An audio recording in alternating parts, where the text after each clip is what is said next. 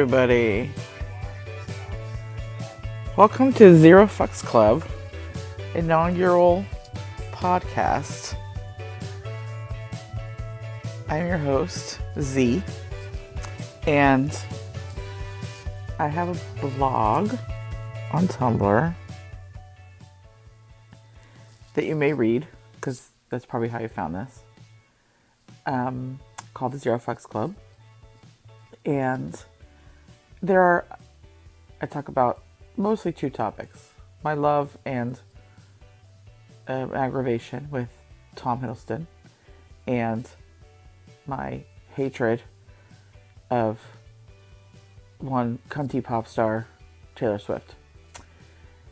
That's the only time I will say her name. The rest of the time, there'll be some variety of nicknames that we call her on the blog, but I thought I'd start with her name first, just so we're all clear. And I've always loved pop culture and movies and TV and music, celebrity gossip and shenanigans. So I always wanted to sort of expand the blog, but I also don't want to alienate my audience that people might not care about other celebrities besides Tom. So I thought I'd try this podcasting thing. A lot easier. Can just talk. You can give me feedback and tell me what you don't care about or what you do care about. And I am going to turn the music off, though, I think. So bear with me while I figure out how to do this. And we'll have some fun and talk about some topics and shit talk with people, right? My goal with the Zero Fucks Club is, and that means it's not that I don't give a fuck about anything. It's that I don't give a fuck about what people think about what I have to say. So a lot of people don't like me because I'm pretty straightforward and blunt and sharp at times. And I don't mince words, and I'm kind of say what I think and feel, and I'm not gonna let anybody, sort of just get away with whatever. But everybody's allowed to share on my blog, but if I don't agree, then it's my blog, so I'm gonna say how I really feel. So that's where the Zero Fucks comes in. I always get accused of not caring about anything, and that's where they think the Zero Fucks means, but it doesn't. It just means, like, you can come at me and hate me all you want for not liking that snake, or saying that Tom needs to fucking shave and get some new clothes. You can hate me all you want for that. I don't care. I'm still gonna say it because I don't allow people I do not know to have an effect on my self-esteem or how I feel about the things that I think. I have been talked into other things, and of course, people have, shown me different opinions, and I'm like, oh yeah, that could be it. Sure. So I'm not completely stuck in my opinion, but I'm not going to change it just because you come and call me a bitch or an asshole or tell me to kill myself. Right? So that's where that comes from, in case you had any questions there. So I figured for this blog, I would start with some weekly pop culture shenanigans. So whatever is sort of happening in celebrity news or movie news or things like that, and just my opinion on them. Let's go talk. Then we'll have some Tom time, where we talk about what's been going on with Tom this past week, which was a lot. Which I guess is why I decided to start this week, because he did like a lot of things, like something every day, and we're just not like that. We are a thirsty fandom who gets nothing lately for the past 2 years. So there's a lot to break down with all that. And then we'll go to what I'm going to call Snake It Off, where I will talk about something to do with her, whether it's that Katy Perry got engaged, that Ariana Grande killed her record of streaming albums, how terrible Cats is going to be, what a horrible bitch she was for giving out garbage merch that nobody wanted as gifts. Will she be at the Oscars? We'll get to it. But first, I thought we'd start with just some celebrity news and things like that. It is Oscar week. I'm very excited. I love the Oscars. I am one of those people who turn on E at like 2 o'clock in the afternoon when it's just like Ross Matthews and some model you've never heard of talking about makeup and like what mascara that, Reese Witherspoon might wear or the blush that Emma Stone will probably have on. I watch that shit. I don't know why. But mostly to hate watch it kind of thing. I roll my eyes and have fun with it that way. So, but I do love the fashions and all the red carpet stuff, and so I'm very excited. I'm glad that this year. I also love the movies, so I try to see them all. I still have to see Roma. I need to like be in a place where I can sit down and read subtitles, and I just haven't been there yet. So I will watch that before Sunday. Otherwise, I think I've seen them all. I do try to do that every year if I can. I am excited this year because I feel like I was afraid that it was again going to be going to be one of those things where it's the same people all the time. It was definitely going to be Christian Bale. It was definitely going to be Glenn Close. And now I think, Olivia Colman is sneaking in there because she won the BAFTA. She won the, I think it was the SAG Award, or was it Golden Globe? Anyway, and Christian Bale has kind of fallen off, and Rami Malek is now like in the lead, which shocks me. When I saw that movie, I did not think it was going to be an Oscar contender at all. I thought he never really adjusted to those teeth. I mean, I know Freddie Mercury had some chompers, but those are like, whoa. And he like sucked in his face so much and then the teeth so much. It just felt really actory to me. Like he was really hamming it up rather than just trying to do a Freddie Mercury impression. So I'm shocked that he is probably going to win an Oscar for that performance. I mean, that's fucked up. It can't happen. I really think Christian Bale's going to win. Now that I'm talking it out loud, I think it'll come down with the Academy. They don't like the play gay kind of thing. Not that way anyway. I don't think. So I think it's going to be Christian Bale. He was phenomenal anyway. I went to see that. I mean, I fucking hated him, and I hated Chaney. So he did his job, and the voice. Although I did say it was just like Bruce Wayne, let himself go as he got older. That's what it sounded exactly like to me. He just did his Bruce Wayne Batman growly voice, but it was excellent. And I think that the two supporting nods are Mahershala Ali and Regina King are absolutely set in stone. So, but Best Picture, who knows? It could, that Green Book won a whole bunch of things, but then so did The Favorite, and then so did Bohemian Rhapsody. And people are saying that all those things might cancel each other out, and A Star Is Born might win, which I fucking loved. A Star Is Born.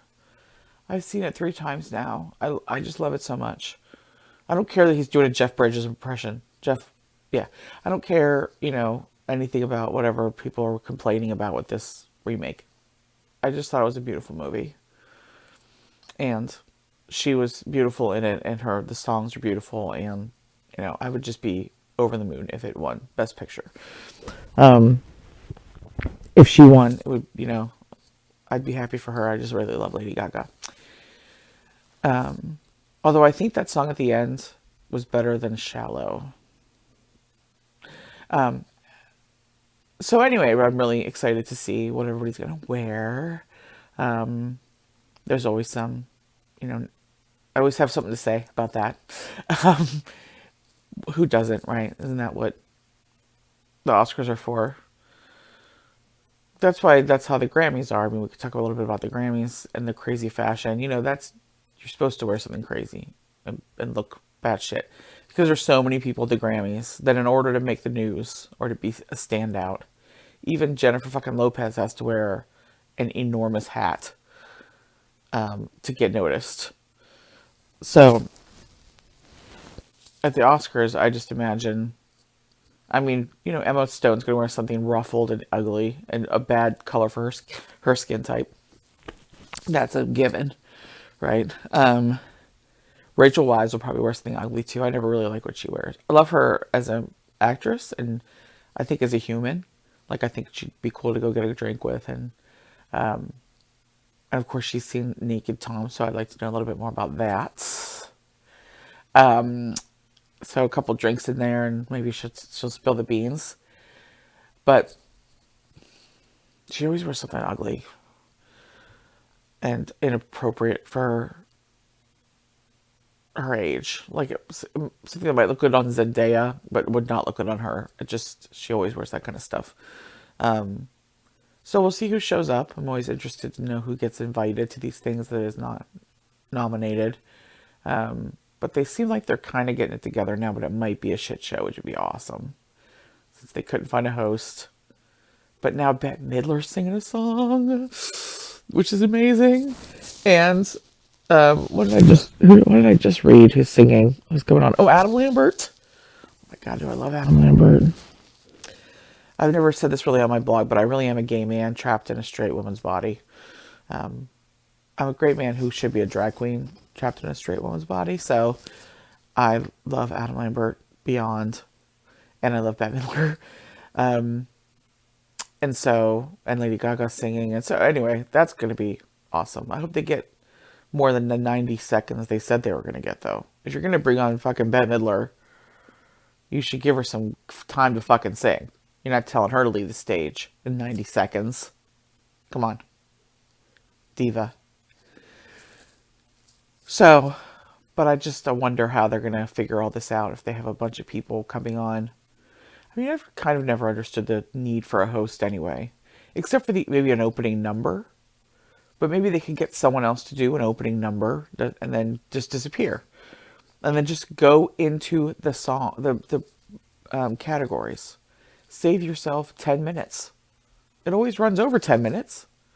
And nobody needs that. Just do an opening number like Billy Crystal used to do, or that Jimmy Fallon one they did that one year, or whatever it was. It was fun. Was that the Emmys? They did Born to Run. I think it was the Emmys. That was fun. Move it along with the host. Just bring out some people. Let's get some categories going. And if good writing, if there's good banter, then it's fun. So I'm excited about the Oscars. Moving on from the Oscars. We've been talking on the blog about Darren Criss. And, apparently he has been dating, or he's been with this woman since before Glee. That doesn't make him any less in the closet, Just because they've been together for a long time doesn't mean... I didn't mean to imply that he did it for Glee. But, he, as his star was rising, or that's what made him famous, it's having a woman on your arm is imperative if you want to make people believe that you're not gay. So I don't know. There's just something about the pictures and the way he said that they were getting married. He put on, we're going on an adventure and we're going up to the sky or something like that. It was very strange. It wasn't like, I'm so excited to share my life, the rest of my life with this woman who I love. It was just sort of real friendly. And all their pictures are like, hey, we're besties. So, maybe they're in love. Good for them. The other thing I wanted to just vent about is this thing with Jussie Smollett. I don't know. It's really bothering me because, of course I believed him immediately and I was devastated and super angry. And, I'm still 85% on his side because I don't believe the police anyway. And the Chicago police, especially with the track record they've had lately and forever of targeting black men, of imprisoning them, of beating them to death with no need to, or, what was it? Those cops that they just got off for doing that, for shooting that kid 16 times. So I don't necessarily believe them at all, but there's still something sketchy about it now. So anyway, I just really hope that they can figure out what really happened. And not that I wanted him to have gotten beaten up, but I hope it wasn't staged so that he could get press. Like, those of you who don't believe me that some celebrities will do anything for PR, if this was PR and he hired people to do that so that he could be in all the news stories and keep his job on Empire, that is like crazy extreme and will be horrible and will just like be even worse for the country that's already super divided and just racially charged. Sometimes I just feel like we're sitting on a powder keg waiting for it to go off, and it's scary.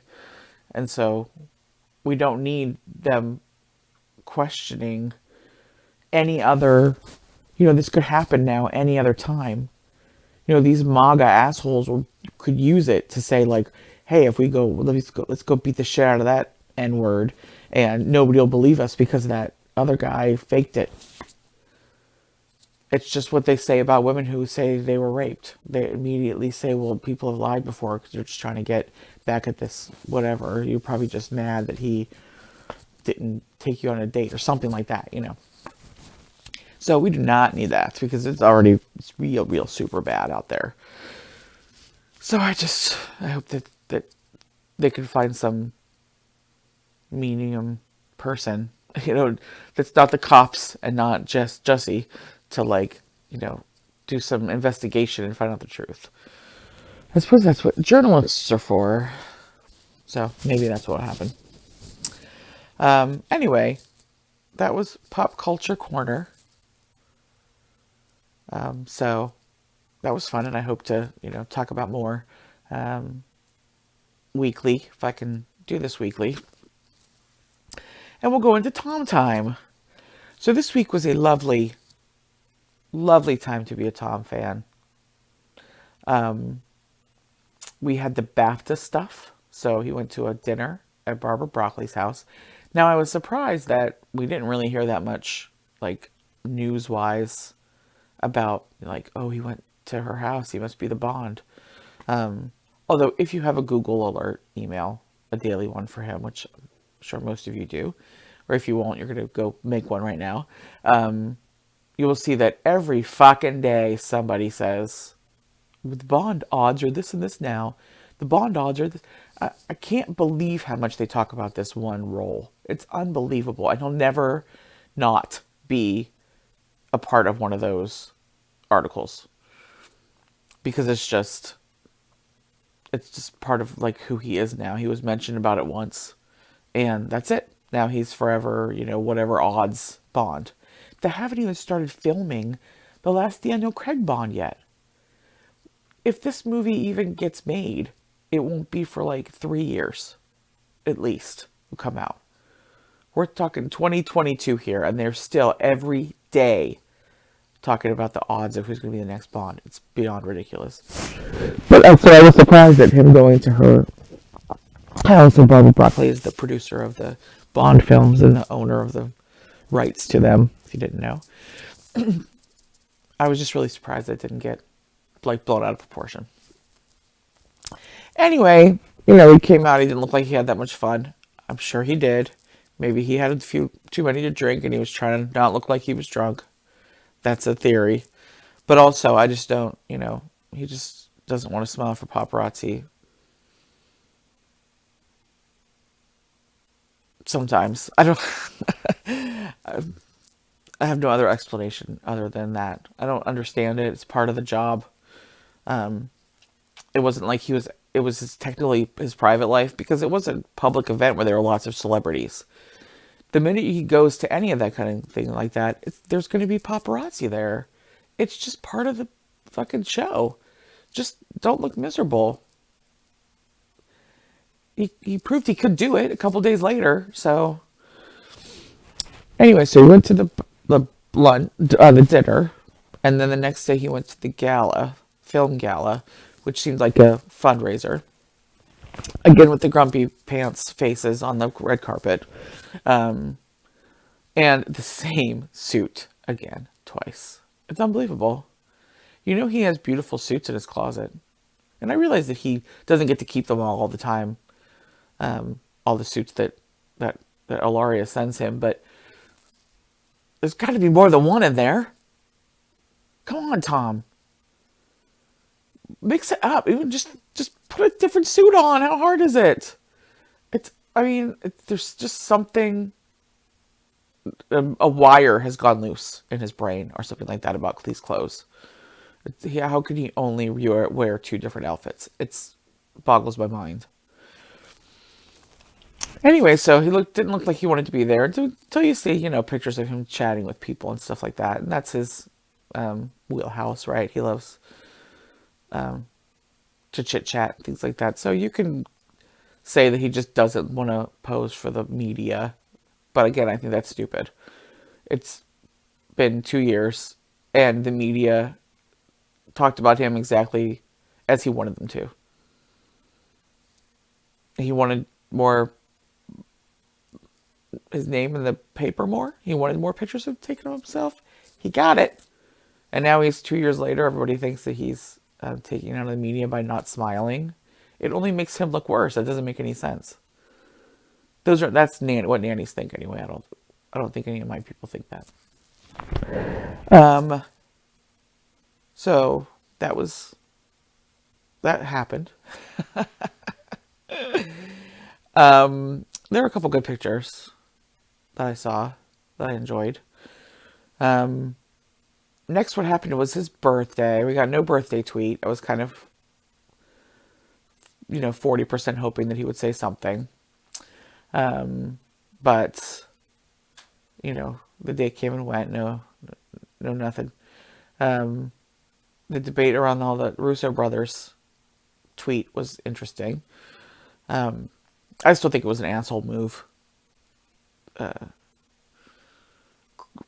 Mark's was funny. There he took it too far. It's just one of those things. You know how people do that. It's like you can joke about someone's age and then you can just take it one step too far where it's just slightly mean. So they really took the time to fucking Photoshop him old with a tiny little hat on his head.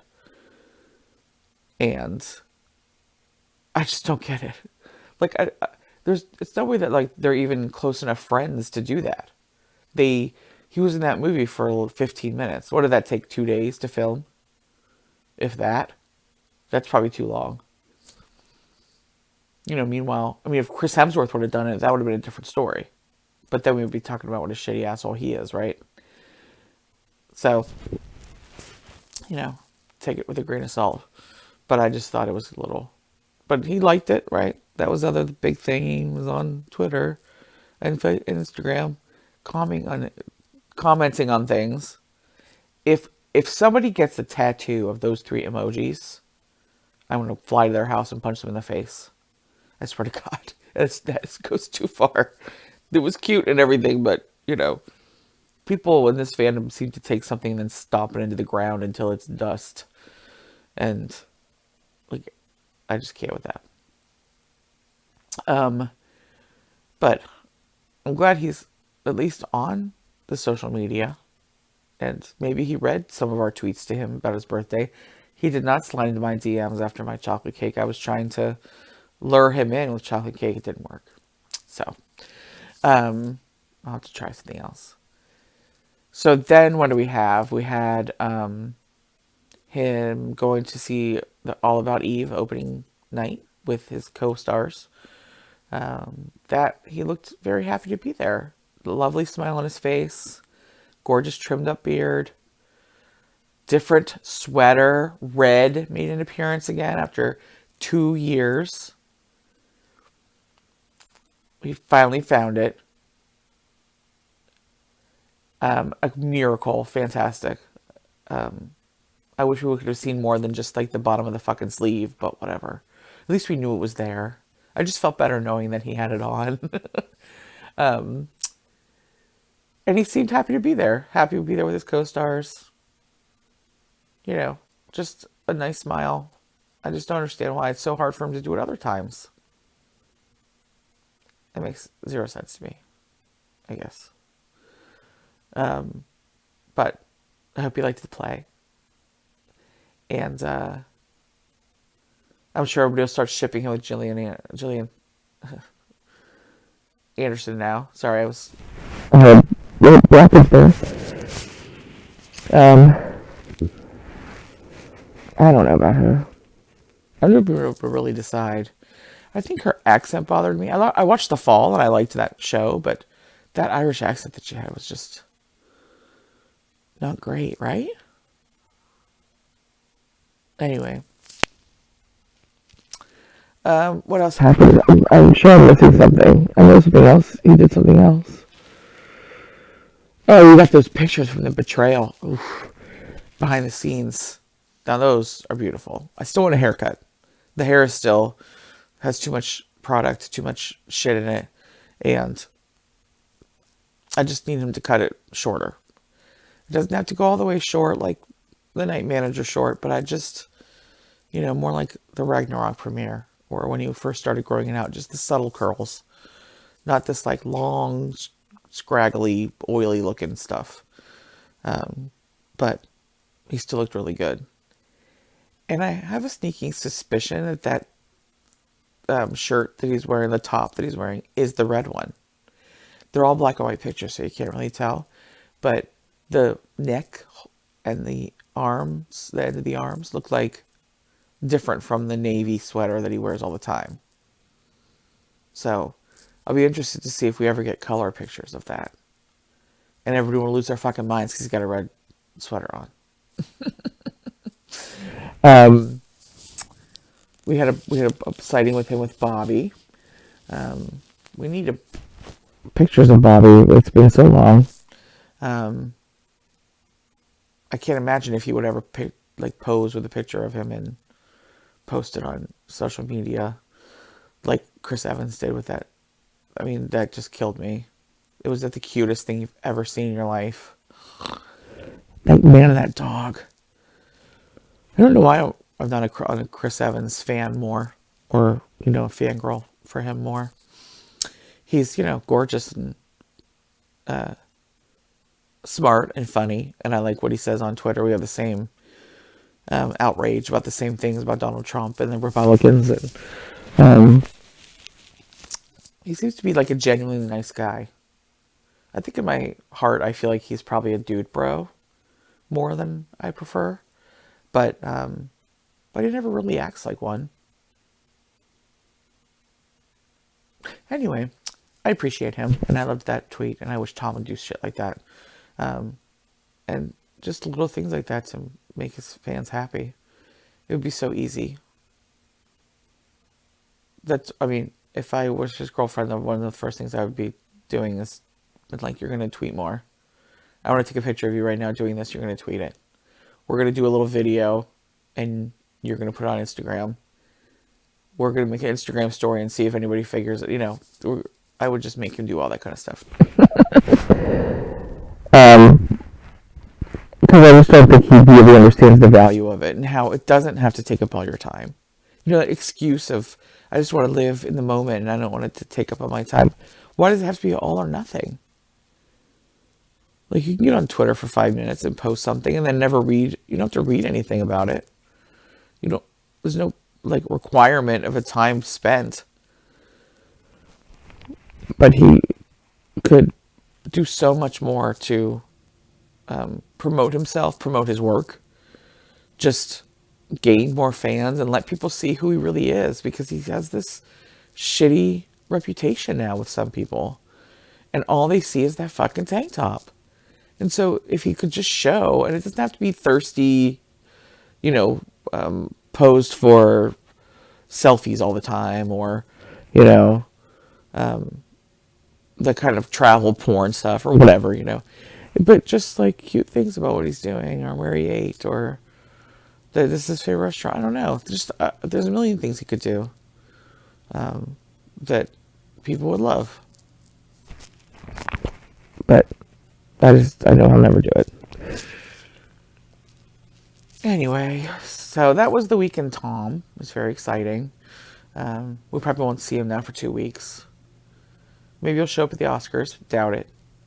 99% I doubt it. So, I think he's the same. He's not going to come to anything if he doesn't get invited, or he's not promoting anything, and he's not nominated for anything. So, why he would go over there, I don't know. Oh, I forgot about Loki. Jesus Christ. So we have a writer for Loki. Apparently he writes for this Morty and whatever show, which I've never seen even one minute of. So I need to look that up. But I do like Dan Harmon, and I like if it's going to be a little bit comedic, a little bit lighthearted, rather than this dark, depressing stuff that they've been doing with Marvel. So I love the idea of Loki like landing different time periods, like Quantum Leap Loki, but he looks like Tom, or maybe he'll look like Loki, but what people can see is whoever the some other person, because he's doing that, what's it called when he replicates himself. So maybe he's doing that, so he looks like a woman who's but really what we see is Loki. Or it could be that when he goes there, he has to wear a disguise and he's Tom. I don't know. But whatever, I'm excited. We're getting something. It's getting more Loki, and that's all anybody should care about right now. When all we have are rumors and stories that probably fanboys and comic book nerds are making up. We don't have anything concrete from Disney or Marvel, except this guy's name, and that he's not going to be the only writer. They're going to have multiple writers. All these shows do. There's no way one person can write a whole TV series, without some help. So I'm super excited about that. Okay, so hopefully we, do get some sightings, or he starts, we see a little bit more of him before. I know we're getting very close to the play starting. Everyone's very excited. So then we'll have to find out what that is all like. And the stage door and the signing of things and how they're going to arrange all that. And please let them record it for National Theater Live. I know some of you have asked that, and if you're not familiar with National Theater Live, it's something that most larger cities have, maybe medium-sized cities too. And it's, at a usually more independent theater. That's where ours is shown. It's not like a AMC or one of the big ones. Although that's a lie, because I did see Frankenstein at an AMC. But for like Coriolanus, I had to go to an independent one, and then I saw what was the other one? What was Ralph Fiennes in? Anyway, for a couple other ones that I've gone to, I've had to go to a more independent theater. And I do know some people who have had to drive like hours and hours to a different city to see them. But National Theater Live is just that. It's, a recording of that play that night. And it's usually live. Of course, when I saw Coriolanus, it was a recording from the live one they recorded in 2013. They replayed it, I think it was 2 years ago. And I didn't get to see the live Hamlet. Although I did, because I was there. But I wasn't there for the National Theater Live one.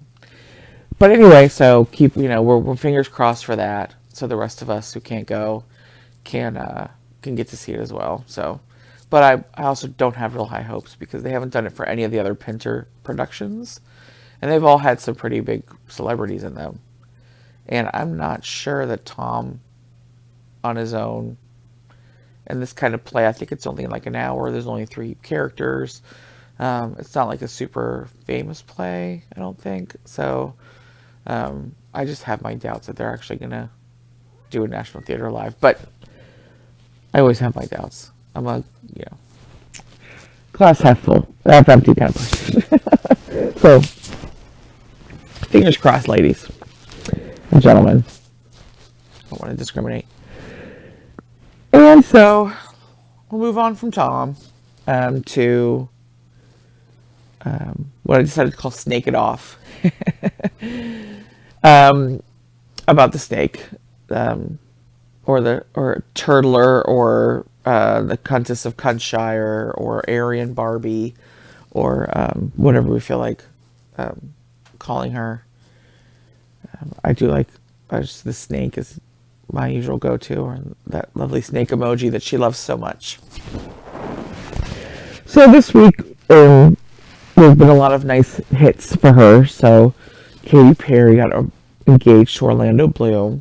So she got her own hot British actor who is way more famous and way hotter and has been in huge franchise movies, and everybody knows who he is. And he's, has a very nice body and a very substantial, good enough, certainly, cock.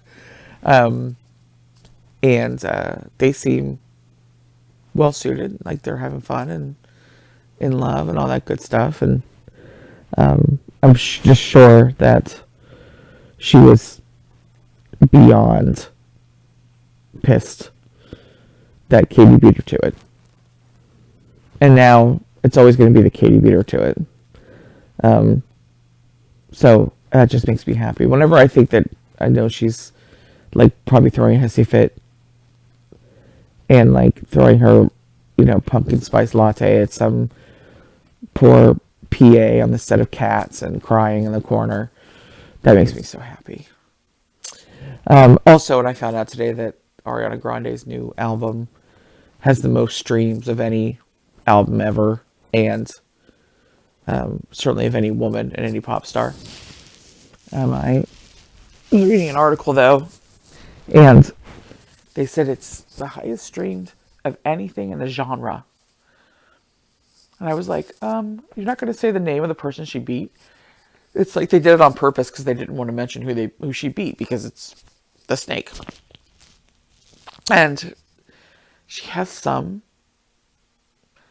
what's the word? Like, just power, I guess, over these journalists. I do not get it. What has she done for them lately? She hasn't done any interviews. She's done nothing. But yet, it's like they're afraid to mention her name, lest she sue them for some bullshit trumped up thing. But just knowing that, all these, like, BTS broke her other record, and now this record's broken, and, I'm sure the stupid Swidiots will, at their next album, stay up all night so they can listen to it 150 times each, so she can get her thing back. But see, I don't know if Ariana Grande has quite the following, and I think that she just has other people that like to listen to her, although I don't understand why, because I tried to listen to it, and it just makes my skin crawl. I can't stand her voice. I can't stand her marble mouth mumbles. You can't understand a word she says. It's the tone of her voice is it just like bothers me.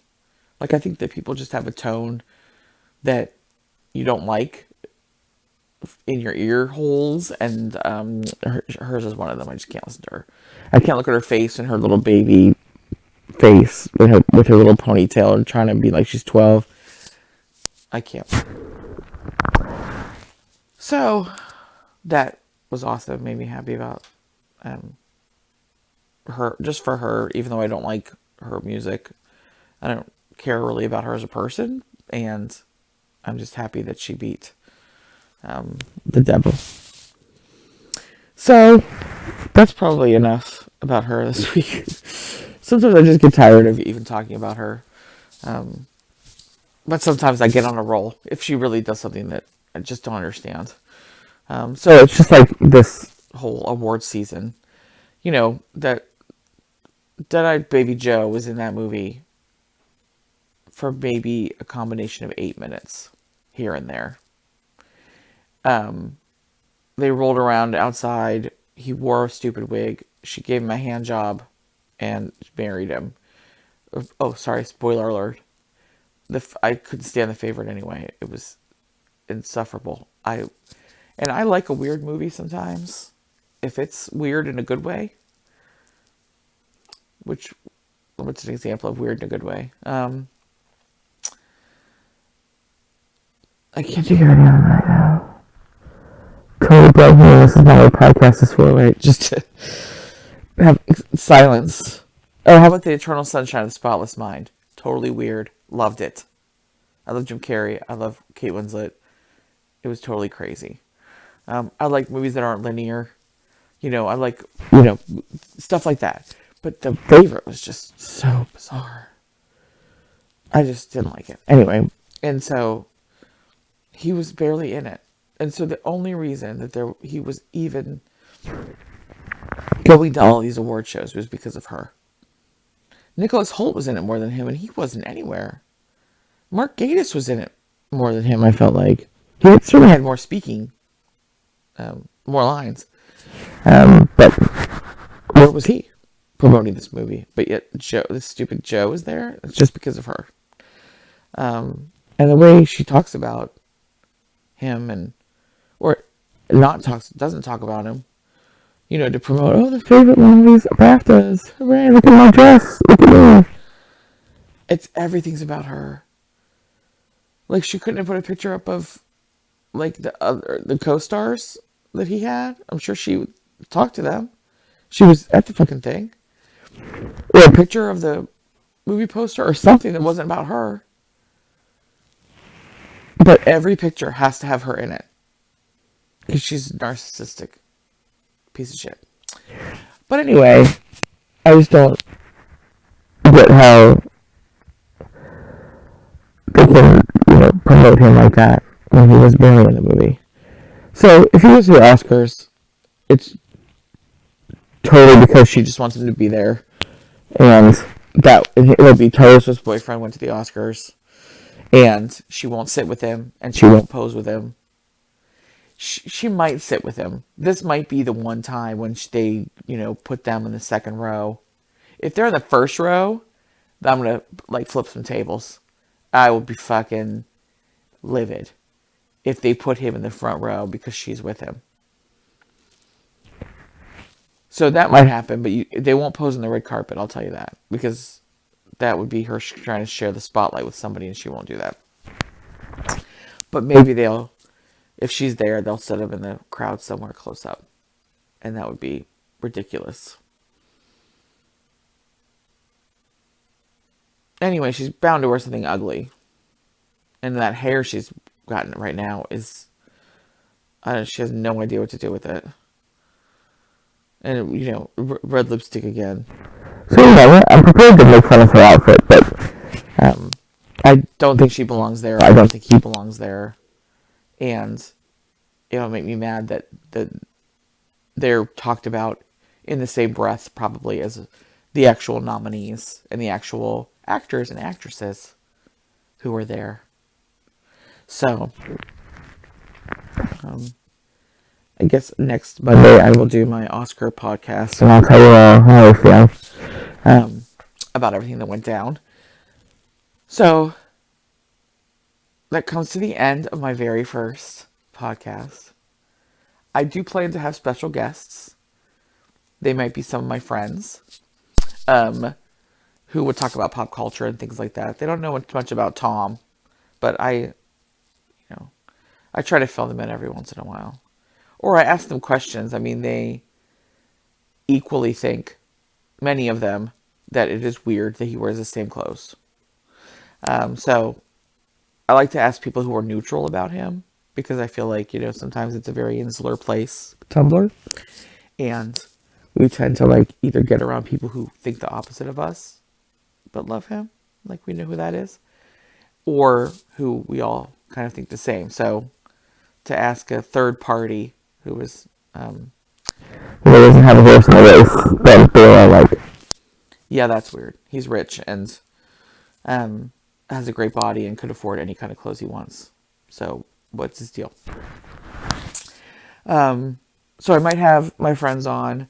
I might have some special guests on from Tumblr. some of my Tumblr pals have agreed to maybe Skype in, or once I figure out how to kind of do that on this podcast app. So it won't just always be me solitarily sitting here talking out loud. We may have some special guest stars. So I hope you all have a great week, and thank you for listening. And let me know how you feel about me doing this, and if you don't listen to it, or couldn't get through it, or I'm talking too long, or whatever, you can tell me. Again, I do not get hurt or take things personally when I get feedback about things, okay? As long as it's constructive and then saying it to me in a nice way because you enjoy what I do, and don't just say, that you're a bitch just to say it. Which I'm sure will happen, but we'll see. So, let me know in my anons, or let me know in the comments below, below the podcast, if you think I should keep doing this, or if I should just move it along. Okay, so have a great week, and this is Z out.